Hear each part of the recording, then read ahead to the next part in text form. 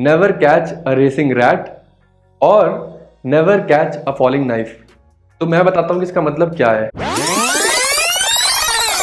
बहुत सारे new investors confuse रहते हैं कि हमको हमारा पहला स्टॉक कैसे खरीदना चाहिए और क्या क्या एनालाइज करना पड़ेगा हमको पहले स्टॉक को खरीदने के लिए। तो इस वीडियो में आपको वो सारे तरीके बताने वाला हूँ, मतलब कि 7 स्टेप्स हैं वो आपको बताने वाला हूँ कि वो सब आपको एनालाइज करना है, उससे आप अपना पहला स्टॉक बहुत ही आसानी से खरीद सकते हो। तो इस वीडियो के एंड में मैंने एक बोनस टिप भी दे रखा है, उस बोनस टिप को बिल्कुल भी मिस मत करना। तो जानने के लिए वीडियो को एंड तक जरूर देखना, और अगर चैनल पर नए हो तो सब्सक्राइब भी कर दो, क्योंकि ऐसा कंटेंट आपको रेगुलरली मिलता रहेगा। चलो वीडियो को स्टार्ट करते हैं।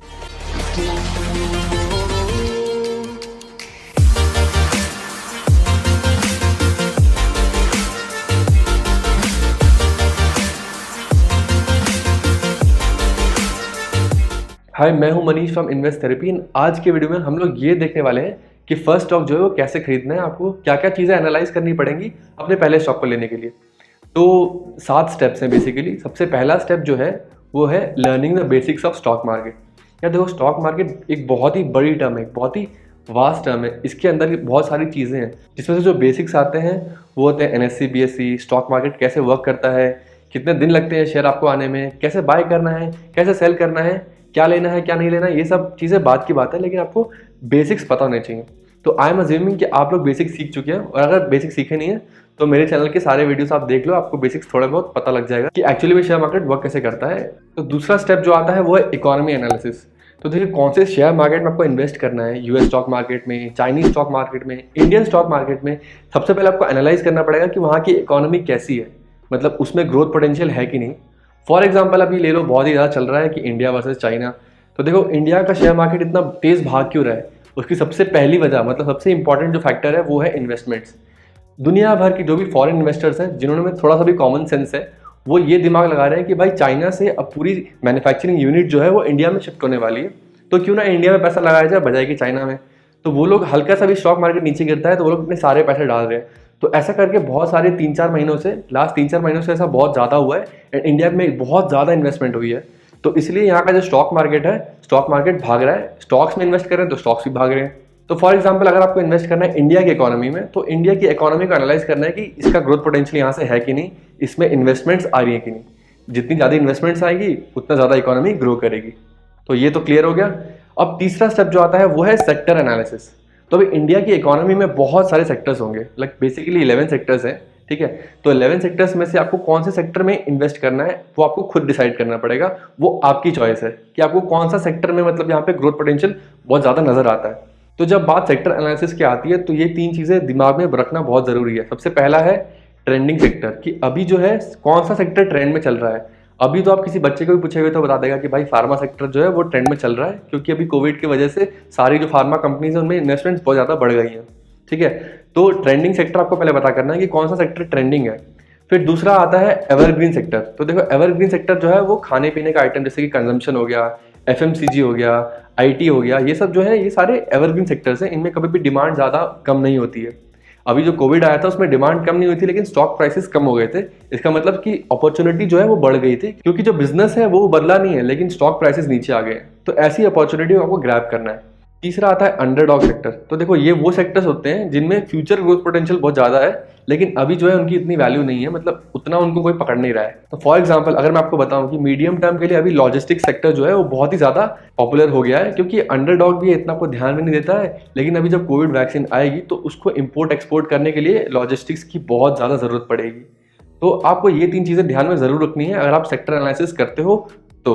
अब जो 4th स्टेप है वो थोड़ा सा ट्रिकी है। जैसे वो मूवी देखी है ना, फास्ट एंड फ्यूरियस, जहाँ पे 2 रास्ते एंड में निकल जाते हैं, वैसे यहाँ पे भी 2 रास्ते निकल जाएंगे। एक रास्ता है न्यू इन्वेस्टर्स के लिए और दूसरा रास्ता है प्रोफेशनल इन्वेस्टर्स के लिए। प्रोफेशनल इन्वेस्टर वाले रास्ते में आपको बहुत ज़्यादा एनालिसिस करनी पड़ेगी, कि fundamental analysis, technical analysis, ratios check करने पड़ेंगे। अभी आप न्यू इन्वेस्टर हो तो वो रास्ता अभी आप मत लो। दूसरा रास्ता जो है उसमें इतना एनालिसिस करने की ज़रूरत नहीं है। मैं बताता हूँ 4th स्टेप क्या है।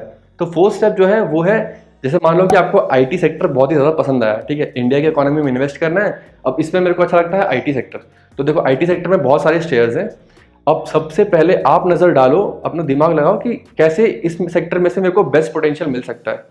तो अगर आपको ऐसा बेस्ट पोटेंशियल चाहिए विदाउट एनी एनालिसिस, तो एक ही काम करना है, बस इस सेक्टर का मार्केट लीडर जो है उसको उठा लो। फॉर एग्जाम्पल इंडिया में इन्वेस्टमेंट करना है, टिक हो गया। दूसरा है आईटी में इन्वेस्ट करना है, सेक्टर भी टिक हो गया। अब तीसरा जो है आईटी में जो मार्केट लीडर है उसको आपको पकड़ना है। तो इंडिया के आईटी सेक्टर में जो मार्केट लीडर है वो है टीसीएस, टाटा कंसल्टेंसी सर्विसेज। तो टीसीएस को आप खरीद लो, ठीक है। अगर आपको ये नहीं पता है कि मार्केट लीडर को फाइंड कैसे करना है, तो सिंपली गूगल में जाओ, ये टाइप करो कि IT sector market leader in India. अगर आप ये गूगल करोगे तो आपको ये मालूम चल जाएगा कि इस सेक्टर का मार्केट लीडर इंडिया में कौन सा है। फिर देखो इन्वेस्टमेंट तो इजी हो गया ना। तो देखो मार्केट लीडर में इन्वेस्ट तो कर देना है, लेकिन अभी इसके बाद बहुत सारे स्टेप्स आते हैं, वो स्टेप्स आप इग्नोर भी कर सकते हो अगर आप एक न्यू इन्वेस्टर हो, क्योंकि आप मार्केट लीडर पर भरोसा कर रहे हो, ठीक है। तो आप ऐसी हर एक सेक्टर से मार्केट लीडर उठा सकते हो। वो इन्वेस्टमेंट काफ़ी सेफ इन्वेस्टमेंट मानी जाएगी, क्योंकि आप मार्केट के मतलब कि लीडर जो है ना उस सेक्टर के लीडर में इन्वेस्ट कर रहे हो, तो ऑब्वियसली वो सेफ इन्वेस्टमेंट है एंड लॉन्ग टर्म के लिए भी अच्छा ही रहेगा। तो अब बारी आ गई है फाइनली इन्वेस्टमेंट करने की। देखो इंडिया की इकोनॉमी सेलेक्ट कर ली, सेक्टर भी चूज कर लिया, मार्केट लीडर भी चूज कर लिया। अब बारी आ गई है इन्वेस्टमेंट करने की। फाइनल स्टेप यही है। तो देखो इन्वेस्टमेंट कितना अमाउंट से स्टार्ट करना है। देखो आप न्यू इन्वेस्टर, तो मैं ये नहीं बोलूँगा कि आप 10,000 रुपये डाल दो, 20,000 रुपये डाल दो, शायद उतना ज़्यादा पैसा आपके पास होगा भी नहीं। तो आप स्टार्ट करो 1,000 से लेकर 5,000 के बीच में, ठीक है। तो आप किसी भी मार्केट लीडर में 1 से 5,000 रुपये तक डाल सकते हो स्टार्टिंग में। तो आप आगे जाके इन्वेस्टमेंट को इंक्रीज भी कर सकते हो, लेकिन स्टार्टिंग के लिए 1 से 5,000 बहुत ज़्यादा इनफ है। तो लास्ट जो स्टेप आता है उसका नाम है पेशेंस। देखो अगर आप पेशेंस नहीं है आपके पास, तो आपने जो 6 स्टेप्स में मेहनत की ना, वो सारी मेहनत वेस्ट हो जाएगी। तो फॉर एग्जांपल आप मान लो कि इंडिया की इकोनॉमी में आपने आईटी सेक्टर में इन्वेस्ट किया है, आईटी सेक्टर में आपने मार्केट लीडर उठाया जिसका नाम है टीसीएस, ठीक है। तो टीसीएस में इन्वेस्ट तो कर दिया, लेकिन अगर बाय चांस इन्वेस्ट करते ही उसका स्टॉक 20% नीचे चला गया, तो आप क्या करोगे? आप सेल कर दोगे उसको? सेल नहीं करना है, वही मेरा पॉइंट है। पेशेंस रखना है, क्योंकि आप पूरे इंडिया के आईटी सेक्टर से मार्केट लीडर उठा रहे हो भाई, उससे बड़ी कंपनी है ही नहीं उस पूरे सेक्टर में। तो आप क्यों अपना ट्रस्ट इतनी जल्दी लूज कर रहे हो? थोड़ा सा पेशेंस रखना बहुत ही ज़्यादा इंपॉर्टेंट है। अगर आपके पास पेशेंस नहीं है तो स्टॉक मार्केट से बहुत ज़्यादा दूर रहने की आपको ज़रूरत है। ये एक प्रो टिप मैं आपको पहले ही देना चाहूँगा। तो फाइनली अब बारी आ गई है बोनस टिप की, which goes like this: never catch a racing rat और never catch a falling knife.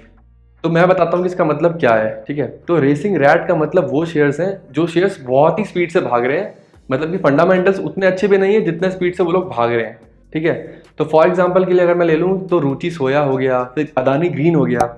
बहुत सारे इन्वेस्टर्स होंगे बोलेंगे नहीं यार अदानी ग्रीन लॉन्ग टर्म के लिए बहुत ही ज़्यादा अच्छा है, ठीक है, अच्छा है, कोई दिक्कत नहीं है। लेकिन वो ऑलरेडी इतना ज़्यादा रनअप ले चुका है, 100 रुपये से वो स्टॉक 1,000 रुपये का हो गया है ऑलरेडी, इतना ज़्यादा 10 टाइम्स रिटर्न उसमें आ चुके हैं। फिर भी लोग क्या है, अब लोग उसको जाके पकड़ रहे हैं, टॉप 1,000 रुपये ले रहे हैं, 1,1100 पे ले रहे हैं। देखो यही सबसे बड़ा टिप है कि रिटेल इन्वेस्टर्स को ऐसे जो बढ़ते घटते शेयर्स हैं इनसे दूर रहना है, मार्केट लीडर पे फोकस करना है, क्योंकि आप स्टार्ट करें अपना इन्वेस्टमेंट। फिर दूसरा आता है don't catch a falling knife, ठीक है। तो फॉलिंग नाइफ से मेरा मतलब वो है कि वो शेयर्स जो बहुत ही तेजी से नीचे आ रहे हैं, तो वैसे शेयर से न्यू इन्वेस्टर्स को वो टर्म याद रखना, न्यू इन्वेस्टर्स को ऐसे शेयरों से दूर रहना है।